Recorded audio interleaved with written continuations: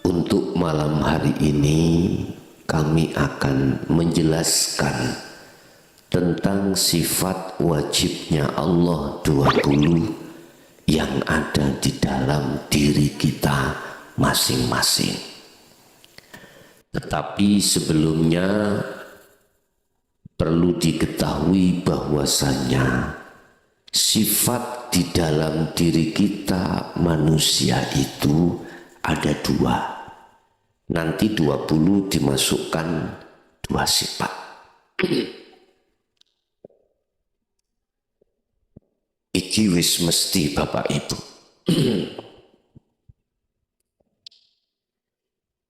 Insan manusia itu ada jasad, ada ruh. Ngoten nggih? Lah, sifat 20 itu kita manusia, ruh kita itu dikasih Allah sifat basariah. 2 adalah sifat basiroh.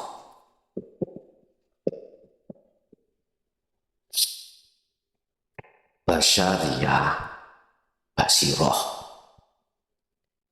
Basariah ini ada nafsu 2. Nafsu 2.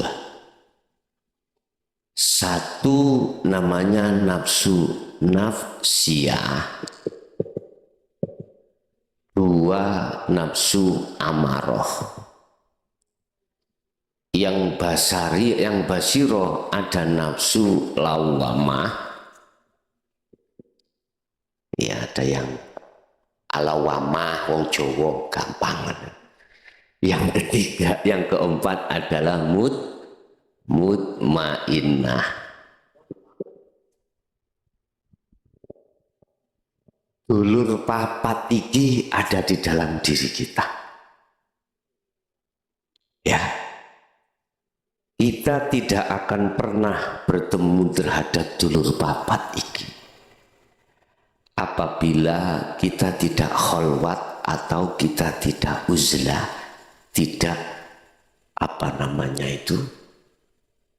mujahadah. Lah, dulur papat iki sifate macam-macam. Yang nafsiyah, nafsu nafsiyah ambek amaroh itu selalu mengajak roh ini Bapak Ibu melalaikan terhadap Allah. Innan nafsa la amaratum bisu illama rohima robbi. Nafsu loro iki ngejalali.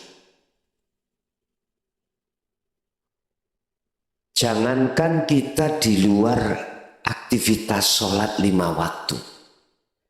Di dalam sholat 5 waktu pun nafsu itu membikin roh ini lalai pada Allah. Yang dimaksud lalai, roh sampean, hati sampean iki tidak sadar. Bisanya takbir, ruku, sujud, duduk, membaca Fatihah dan lain sebagainya. Di situ ada Allah yang memperjalankan. Ruh atau hati kita lalai dari Allah. Dibikinlah nafsu itu untuk roh ini beriman, yo karena aku.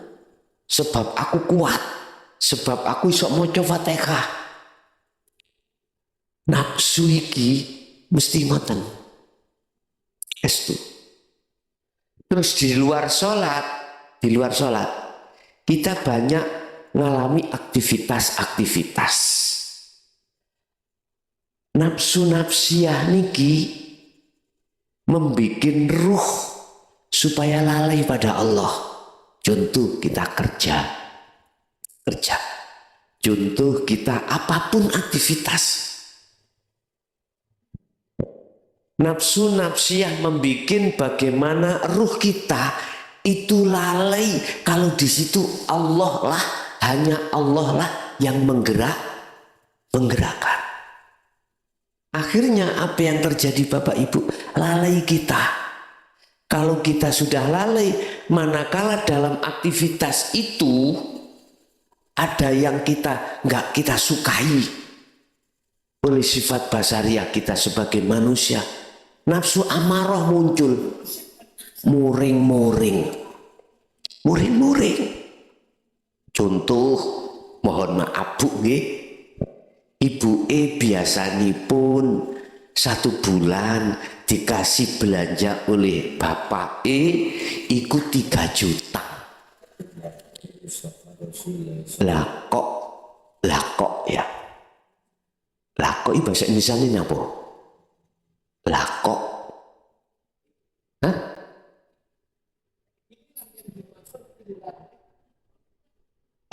Lah kok. Masalah sing ningali niki luar Jawa kuwadah Bu. Saya disuruh bahasa Indonesia. Lah kok Bapak iku kasih belanja 1 bulan 30.000. Apabila kita sebagai istri tidak connect pada Allah yang menggerakkan itu, mesti nesu mboten? Nesu, mohon maaf Bu, mohon maaf. Mesti, karena nggak cocok miturut nafsu kita. Sama, Bapak pagi-pagi kerja jam 7, Ibu masaknya gak cepet-cepet, selok keri kerja. Bahkan sampai jam 7 belum mateng. Biasanya dikasih wedang, gak dikasih wedang. Ngamuk-ngamuk mboten. Ngamuk-ngamuk kita. Belanja wis tak penuhi. Misalnya ya mene kopi durung ono. Ngamuk-ngamuk. Lah, nafsu di dalam hati kita namanya amarah, muring-muring. Ini kalau suami muring-muringan, bahasa Belandanya itu bludrek, Pak. Bludrek ya. Kadang opo jauh calon-calon, mereka gak cocok. Itu akibat kita itu nafsu loro iki dereng jina, dereng belum jina. Kita tidak tahu, nafsu tahu kita tidak tahu nafsu. Ini persoalannya. Akhirnya mohon maaf, kehidupan kita di dunia itu ada rasa khawatir, ada rasa gelisah, ada rasa tidak nyaman. Hati kiloro-loron, Pak. Kesenduk didik, gak cocok, marah, panas. Lu sing rugi ngene ku ya sapa? Ayo, rugi lah awak dhewe-dhewe ya. Mboten mungkin panasi iku katut tonggone katut panas, mboten. Kita sendiri, kita rugi sendiri. Ingat, innan nafsa la amrotum bisu. Nafsu loro iki ingatlah menjadikan ruhaniyah sampean iki lalai dari Allah. Cuman ayati wonten terus illama rohima robbi. Ada nafsu yang dirahmati. Siapa itu? Ruh yang di dalam dirinya muncul sifat basiroh. Ning kene ana dulur sampean gandeng-gandeng ayu-ayu loro. Lawamah iki mutmainnah. Nek niki wau kaya empu tong bajil niki. Estu rupane Allah katakan kal an'am balhum adul. Nek sing muncul kaya iki nyuwun sewu Pak Bu nggih, semua kita sipati sampai nambe aku hewan. Blegere jasad si menungso, tapi jerone empu tong bajil. Iku Quran Pak, ulaika kal an'am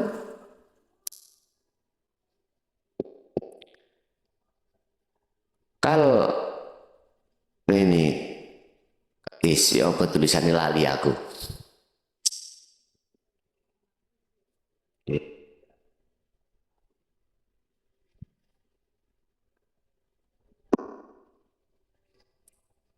Kalau an'am balhum adul.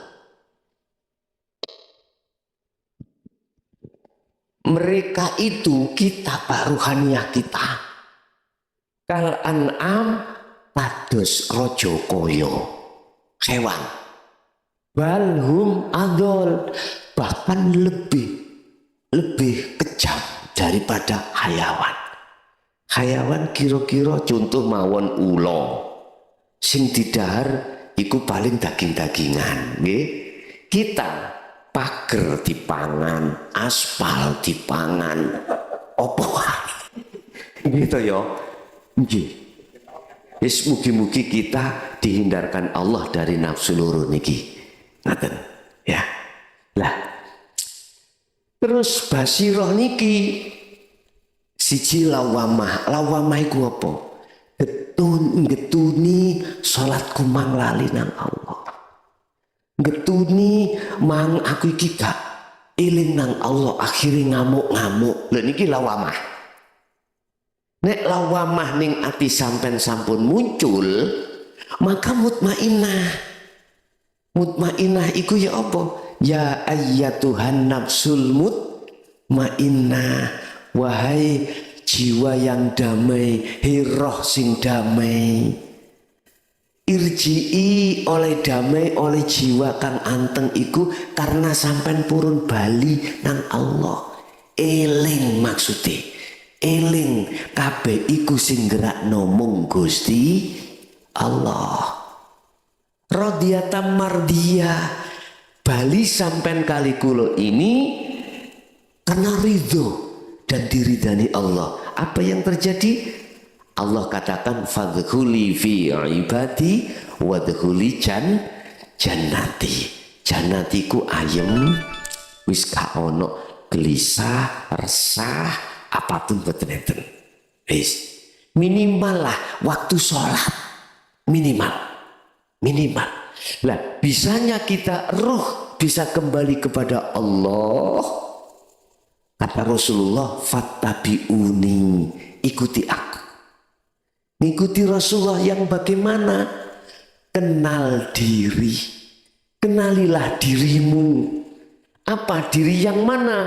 Diri roh iki ayo dikenali sifat papat iki. Paham nggih? Pun tak buka mulai dari sifat wujud sampai mutakalimat. Bapak Ibu, sifat wajib Allah niku wonten kalih dosa. Wonten 20. 20 ini dibagi menjadi sekawan. Mengke 20 itu sebetulnya ada di dalam diri kita. Kalau kita rampas itu sifat kita, roh niki dikuasai nafsu-nafsiyah lewat sifat basariyah. Nek umpomo roh iki dikuasai nafsu loro iki. Akhirnya sifat wujud sampai mutakaliman kita HI. Wujud, idam, bakok dan seterusnya kita HI. Termasuk temeriku adalah ilmu, ngerti. Berarti dalam hati kita ngerti mang, merasa diri kita yang ngerti di dalam hati. Mboten enten kembali kepada Allah. Mboten saged balekno, oh ngertiku iki apa sing duwe ngerti adalah Allah. Mboten enten. Niki nek dikuasai sifat basariyah dari nafsu-nafsiyah dan amarah. Tapi kalau dikuasai sifat basiroh dalam hati kita, nafsu lawamah dan mutmainah, mesti balik nonang Allah. Kabeh wae Gusti Allah. Kita sebetulnya umat Islam khususnya wis sering maca la haula wala quwata illa billah. La haula wala quwata illa billah. Niki lah Quran toh Bu. Tidak ada tidak ada keadaan apapun. Keadaan niku wonten kali enak gak enak.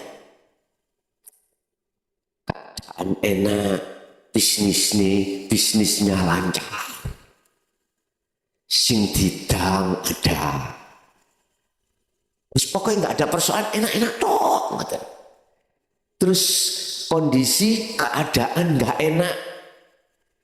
Wis bisnisnya hancur, utangnya akeh. Tiap hari didatangi bank kluyur. Jadi nggak berani ada di rumah. Gak nyaman blas toh Bu ngene iki. Wis minggatai. Wis. Kan kita sudah ngerti kabeh keadaan itu yang menggerakkan, yang mendatangkan itu hanyalah Allah. Sering kita baca, cuman pengamal praktekin mboten enten. Sebab apa kita nggak bisa mempraktekkan? Padahal setiap saat kita baca, karena kita belum dididik atau kita belum mau mengikuti ajaran Rasulullah di jalur rohaninya, yaitu hakikat menuju makrifat. Kita masih ada di hukum syariat pengajaran yang jasad iki. Ini dulu persoalannya. Makanya saya beranikan diri Pak Bu bahas niki mulai tahun 2000 sebetulnya, karena sudah turun yang namanya surat Al-Hijr ayat 94 sampai 99. Bagaimana Rasulullah ketika saat dulu menyampaikan hal ini? Ternyata di surat itu Rasulullah dengan terang-terangan. Artinya tidak sembunyi-sembunyi. Dulu saya 2000 sampai 2006 sembunyi-sembunyi. Nggih, jadi mboten purun kula diundang ngaji bab seperti ini nggak mau. Saya mau di rumah saja, siapa yang mau silakan datang. Itu pun dengan bahasa yang tidak vulgar, tidak transparan, isaroh. Nah, ketika 2007 mulai saya turun di lapangan menjemput bola karena surat itu sudah turun. Tapi apa yang terjadi? Saya dicaci maki, dilokno wong gendeng, wis macem-macem. Tapi saya sabar. Tidak menjadikan saya berputus asa untuk tidak datang. Saya Bu, nyuwun sewu Pak, walaupun di sini hanya orang satu, tetap saya kaji. Kecuali nggak ada orang belas, ya otomatis aku pulang lagi. Ada satu, jangankan satu, setugel tak cekno. Karena saya sudah diperintahkan Allah untuk menjemput bola. Sebab ngaji niki Pak Bu, sing di jalur kados ngeten niki seperti ini tidak semua orang.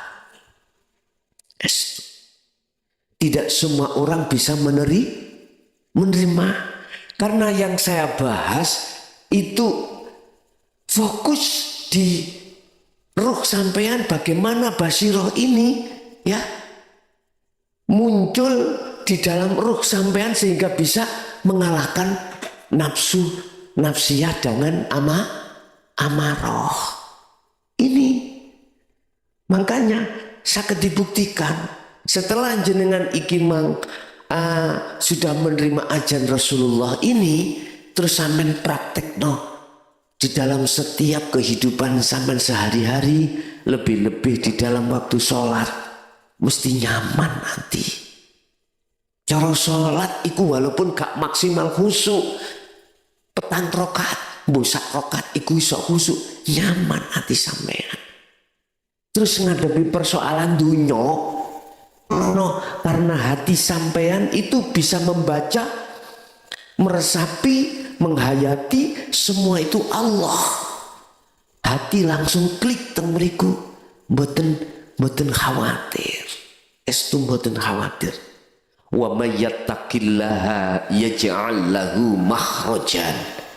Barang siapa yang betul-betul mengamalkan takwa dalam hatinya seperti ini, makhrajan, di dalam makhrajan itu maknanya Allah akan membuka pintu yang pintu itu nggak bisa dibuka.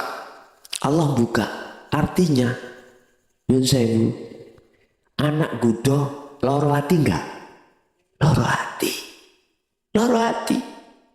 Buka ini kudu wangel. Sampai isok gak loro hati, kita bisa tidak loro hati, bahkan ayem guyu-guyu hati, wangel niku. Wangel. Beda anak yang menganut, disuruh ngalor yo ngalor, ngidul yo ngidul, nek niki gampang. Tapi ketika saat anak kita iku mau nggak nganut, hati mesti loro. Tapi jenengan nek rohaniah jenengan iki sing muncul sifat basiroh, mesti roh ikut dibimbing untuk klik semuanya itu la haula wala quwata illa billah. Kekuatan apapun iku illa billah, kecuali wae Allah kabeh sangka Gusti Allah. Loh disinilah nanti jenengan gak gampang stres, gak gampang cepet tuwek. Lho estu ati sampean niku dadi nomtok intine. Bergelora seneng ngaten. Seneng mboten gampang susah. Bisnis kita misalnya kok ya Gusti Allah ngelorot asali iku mang omseti iku mau 1 juta dalam 1 minggu, dilorot hanya 100. Disebabkan syariate, mohon maaf, pandemi tah opo, disebabkan syariate ada yang curang. Sampean kalau hatinya sudah mapak sifat basiroh, jenengan gak mungkin nyalano wong, gak mungkin nyalano pandemi. Nyawang antine berzikir terus dateng Gusti Allah. Gini ku zikir niku maksudnya sadar, nyadari, hati merasakan, menghayati sedoyo semua itu hanya karena Allah. Pun sifat 20 wajib Allah 20. Niki kula busuk didik nggih.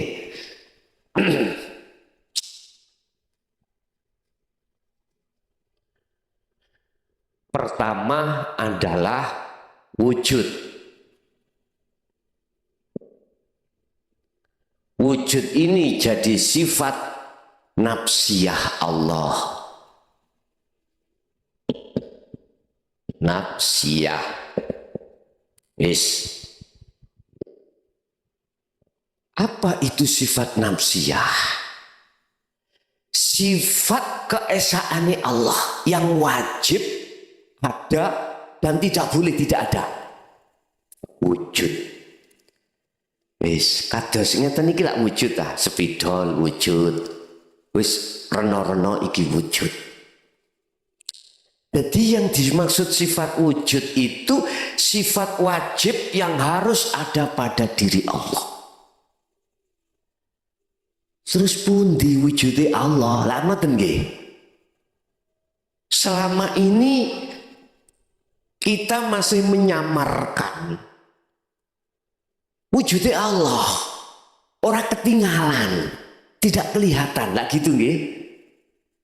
Apa sebab itu? Malah justru yang kelihatan wujud itu selain Allah. Yang asalnya gak wujud, ya kita ini loh Pak ya, asalnya gak wujud, olehnya wujud diwujudkan Allah. Paham ya? Berarti kita asalnya tidak wujud. Baik jasmani, ya jasad maupun roh. Asalnya kan nggak ada, Pak. Jasad Allah ciptakan kita dari tanah. Nanti kalau sudah purna harus kembali ke tanah lagi. Nggak bisa, Pak, jasad kembali sendiri, nggak bisa. Akhirnya tetangga, saudara kita kalau sudah mati menghantar jasad kita ke kuburan. Nah terus kemana roh ini? Ini kejadian yang spektakuler. Kejadian yang tidak main-main. Yang manusia banyak tidak memikirkan. Itu tidak memikirkan. Banyak manusia yang tidak memikirkan, Bapak. Dari mana Allah ini ciptakan? Menciptakan ruh ini dari mana? Apa dari jasad? Apakah dari tanah? Tidak. Dari namanya Nur Muhammad. Nur Muhammad. Siapa Nur Muhammad itu? Ini kalau menurut keterangan syariat, Nur Muhammad itu ada pada Kanjeng Nabi Muhammad. Jikalau Nur Muhammad itu Allah tidak ciptakan, maka makhluk di langit dan di bumi tidak akan pernah terjadi, tidak akan pernah diciptakan. Jenengan pikir sampai pedot otak sampean tak ketemu, tidak ketemu. Paling keterangannya ya Nur Muhammad itu nang Kanjeng Nabi Muhammad. Nek Kanjeng Nabi Muhammad tidak dijadikan, gak mungkin semuanya ada. Tak gitu kan? Iku syariat. Sampai ben cetong, ben paham, biar ngerti siapa Nur Muhammad itu. Yang Allah ciptakan Nur Muhammad. Itulah yang disebut wiji kang dumadi sak lebeti gesang. Wiji sel yang ada pada diri Allah. Ndi misalnya menungso nggih, sel yang ada di nutfahnya seorang laki-laki. Nutfah itu mani, Pak. Di dalam mani ini ada sel. Ini Nur Muhammad. Ini yang akan menjadi calon jenengan kali kula. Wis saiki nang pitik. Ibu-ibu paham pitik. Ono pitik ngendok. Sadurunge ngendok kan dirabeni oleh jago, lah ngono ya, ayam. Nanti kira-kira 5-7 hari setelah diengkremi, apa bahasa Indonesia diengkremi? Dinggrami. Kula eling mbok biyen kula sering dikongkon ngoco nang genteng sing bolong, sing yang ada kacanya. Kalau ada lasnya, itu berarti besok akan bisa menetas jadi anak ayam. Kalau tidak ada, mak biyen sanjang dadaren son ngono. Daripada nunggu bungker engko marji habis diengkrami kan tadi buan, Pak. Enggak penak dadaren. Jadi las di dalam telur itulah namanya Nur Muhammad. Memang kalau tidak ada ini gak mungkin menjadi anak ayam. Sama kita juga. Orang tua kita kalau tidak wik-wik, umpama wik-wik nggak ada selnya, nggak jadi kita sebagai anak. Terus dikembalikan. Lah bagaimana Nabi Isa tidak ada bapaknya, tapi Siti Maryam bisa hamil? Wis iki nggak nek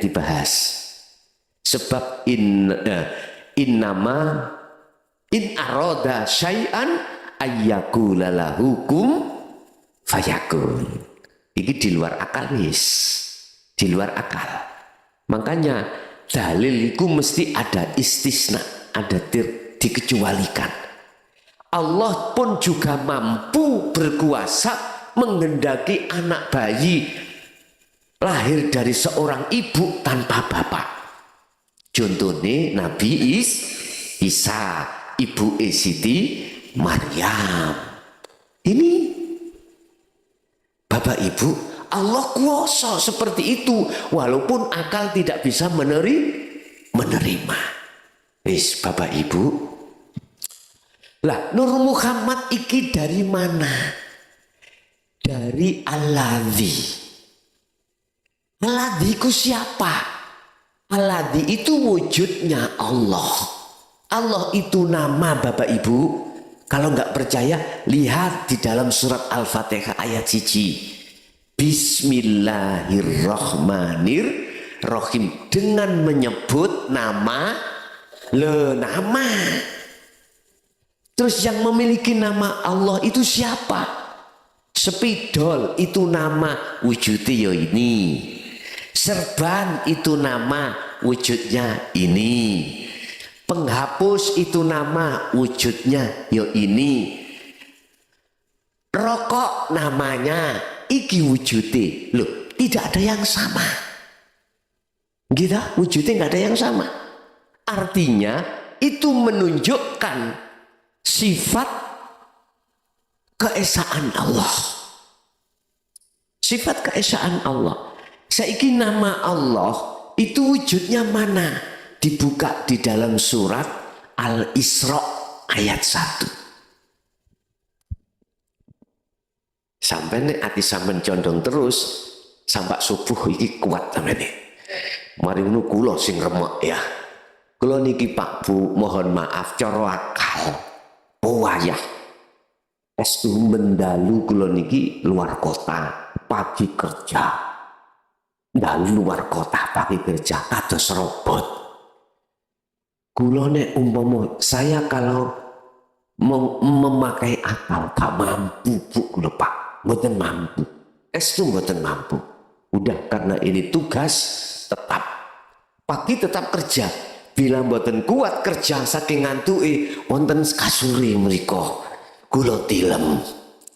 Mungkin nek mboten penting, terlalu penting tidak menghadirkan saya, cukup Pak Cari, cukup staf-staf saya mampu di situ untuk namanya apa itu semuanya, semua perangkat-perangkat saya mampu semuanya melayani masyarakat. Tapi ada yang di situ harus hadir saya untuk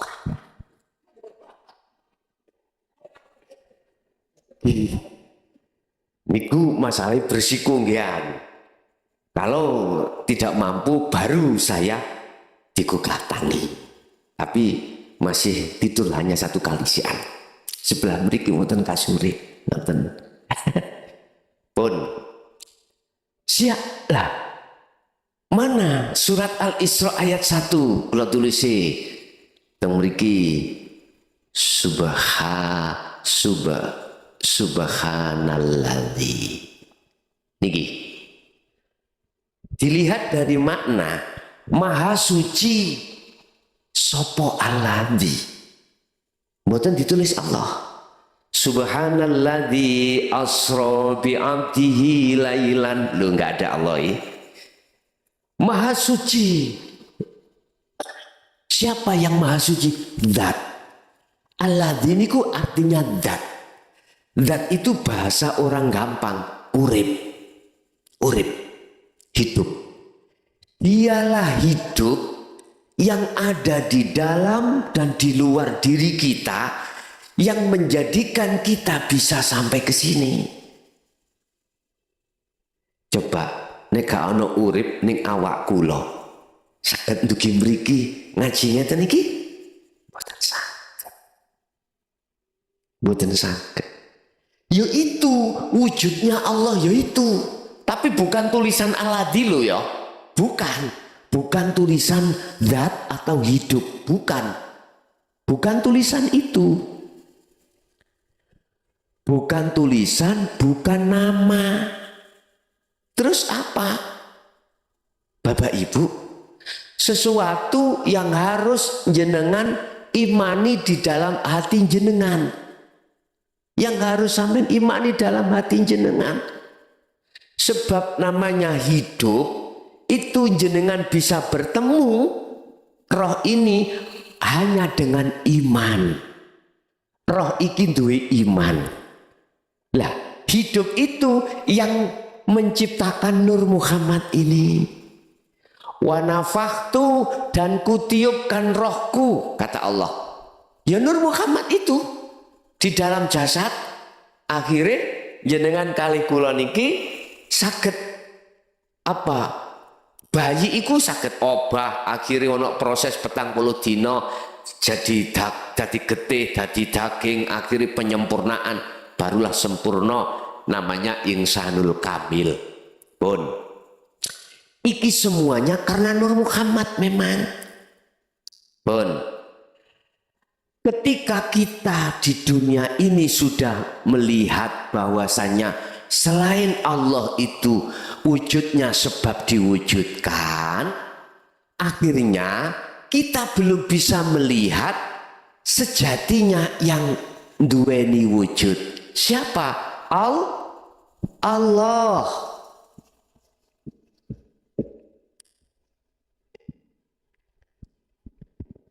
Mengapa kita tidak bisa melihat wujudnya Allah? Katanya Allah itu wajib wujud. Kok malah yang kelihatan itu wujudnya selain Allah? Wis alasannya satu. Karena meripati roh kita. Roh kita itu Pak, Bu. Ditutupi oleh nafsu, nafsiyah dan amarah. Lewat sifat basariyah. Akhirnya roh punya iman. Selain Allah itu bisa ngaji kayak ngeten iki. Selain Allah bisa lapo-lapo.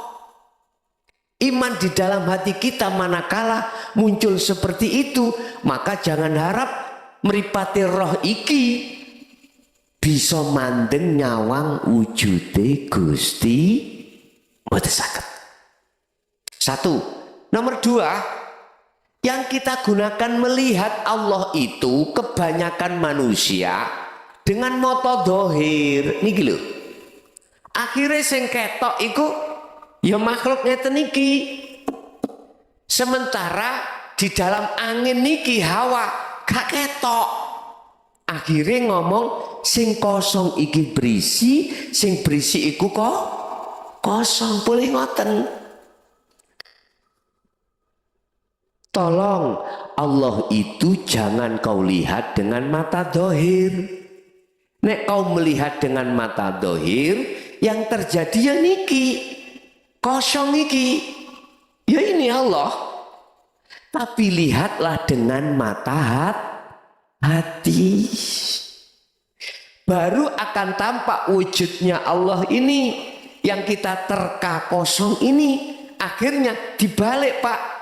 Ini jadi kosong, bangku jadi kosong, serban kosong, wujudi jasad kosong, wujudi roh kosong. Yang ada, yang nyata, itu sebetulnya sejatinya yang ada. Kita akan bisa sampai tahu yang ada, yang mesti ada, yaitu Allah. Kita harus kembali kepada Allah.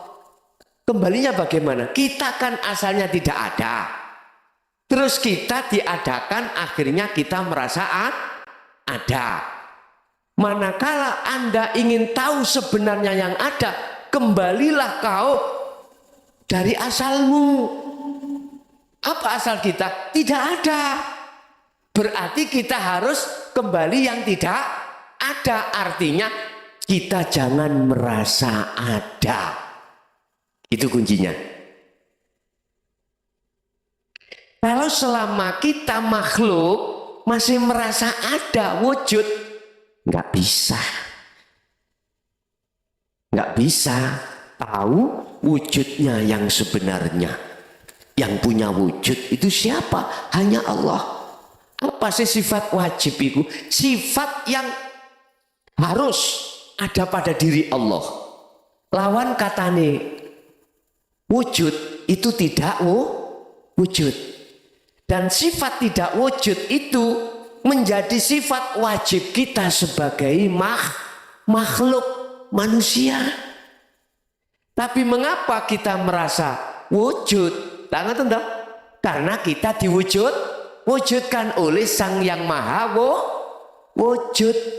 Gara-gara kita merasa wujud itulah Pak, akhirnya kita tidak akan pernah tahu sebenarnya yang wujud. Bulet Gus akhir. Wis gak apa-apa. Gak paham gak apa-apa. Nanti jenengan akan dipahamkan Allah sendiri. Dipahamkan Allah sendiri. Itu dipahamkan. Sampai ngerti nyun sewu ya. Wong mripate iku mau gak ketok beto bolah nyelundupno nang dom. Saged kira-kira? Mboten saged. Mungkin nek mripate dibuka saged nggih nglebokno? Saged. Gara-gara meripat iku mang merem gak iso nglebokno. Mboten saged. Tapi ketika meripat iki dilekno Allah, nyelundupno bola kedom jarum mudah. Cuman ada yang dikecualikan. Ada yang dikecualikan. Meripat merem masih peteng isok mlebu. Ada yang dikecualikan, gak ketok padahal wis kata bahasiku ya. Wis podo gerangi pun. Podo gerangi. Wis buntu niku kecualiku, ngoten lho maksude. Jeneng pun Bapak Ibu wis terus balik pada sifat wujud. Jadi tolong belajarlah dalam hati kita merasa tidak wujud, yang wujud cuman Allah. Satu. Nomor dua, sifat rong bolo dibagi papat. Yang nomor dua adalah salbiyah. Salbiyah iku wujud kidam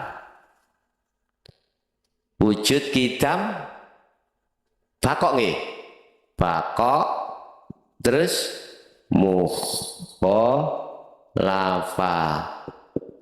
mukhalafatu lil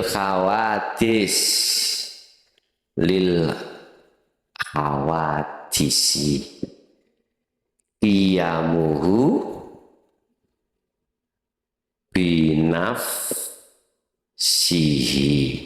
binafsihi wahdaniyah pun mulai kidam. Oh niki mboten kop kidam bakok mukhalafatul khawatis qiyamuhu binafsihi wahdaniyah. Iki disebut iki mikir apa piye iki?